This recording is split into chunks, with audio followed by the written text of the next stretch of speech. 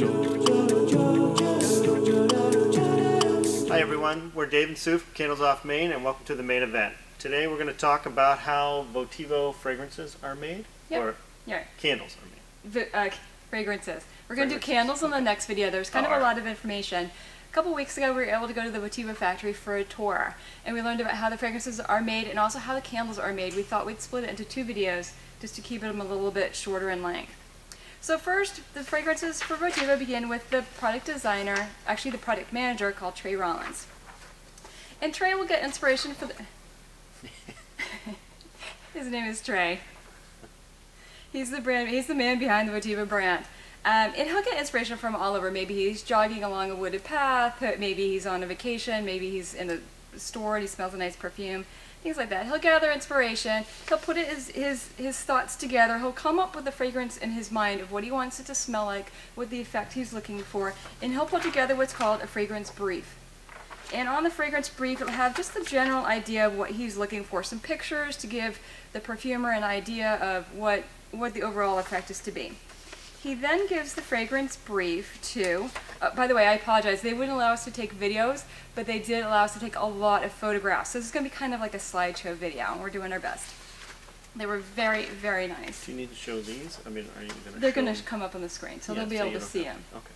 No, but it's just for my reference. Okay. So Trey gives the fragrance brief to their perfumer, Mike. I forget Mike's last name. Mike is a great guy. He's IFF trained, which is one of the largest fragrance factories in the world, and he's also trained in Aromo Chemicals. So he knows not only how to build a fragrance, but also how it will interact with the ingredients, so how it interacts with the candle when it's burning, how it interacts with the lotion on your skin, things like that. He has over 1,000 different compounds to work with within the Votivo library, and each Votivo fragrance has over about 100 compounds on average in each Votivo fragrance, so really a lot to deal with. All of the compounds are stored in this major warehouse, and then he'll have little samples of the compounds in his lab. He then takes the compounds, he'll blend them into like families, so he'll create groups of like sweet fragrances, floral fragrances, things like that. So it kind of gives him and Trey an ability to communicate between, Trey can sniff, a suggestion or an idea and say, yes, this is what I'm going for, this is not what I'm going for. So it gives them a little bit of something to work with, some like little, building blocks, if you will, before they start getting into full gear. The other tool that Mike has to work with is, and I forget the name of these, it's a fancy name, spectrographs or something like that, I can look it up. But these machines enable Mike to not only test every single compound that comes into the Votivo factory every time they arrive, they receive a new shipment, to make sure that they test it for quality and integrity, but also they can use these machines to get the recipe, if you will, for any fragrance in the world. There's no patent on a fragrance, you can't patent it. So you could take your favorite perfume, you could take your favorite candle, you could take almost anything, pop it into the machine, and it will give you the recipe for how it was created.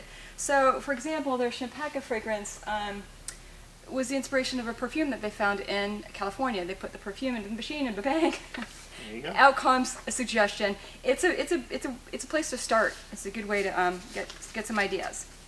So once Trey and Mike work together and they come up with a fragrance that they like, they submit it to a panel. They have a fragrance panel of about 75 people, but they'll draw on about 25 of those people to test out the Votivo fragrances that they came up with, to get some feedback and some suggestions and find out who likes what and what they should go ahead with. Once they find the fragrance that's a winner, they go ahead and they blend all the compounds together and they keep them in barrels back in the warehouse, and then they're portioned out as needed for candle making, and we'll get into that in the next video. So that's Votivo fragrances in a nutshell. It's a very extensive process. It is. It was an incredible experience. It is. Some of the compounds cost as much as $4,500 a pound, which is really incredible. We asked to smell it, of course. And it was probably what, the worst smelling? No, the $4,500. I think it was Jasmine Absolute. Oh yeah. It smelled actually really nice, and I can't generally smell jasmine. That one's really nice. But actually, the one that they wouldn't let us smell was red currant. Right. They refused to let us smell it because it smells so bad they had to air out the whole lab. But all the compounds together work harmoniously to create a great fragrance. Right. And so that's Votivo. That was just one part of red currant. Yeah.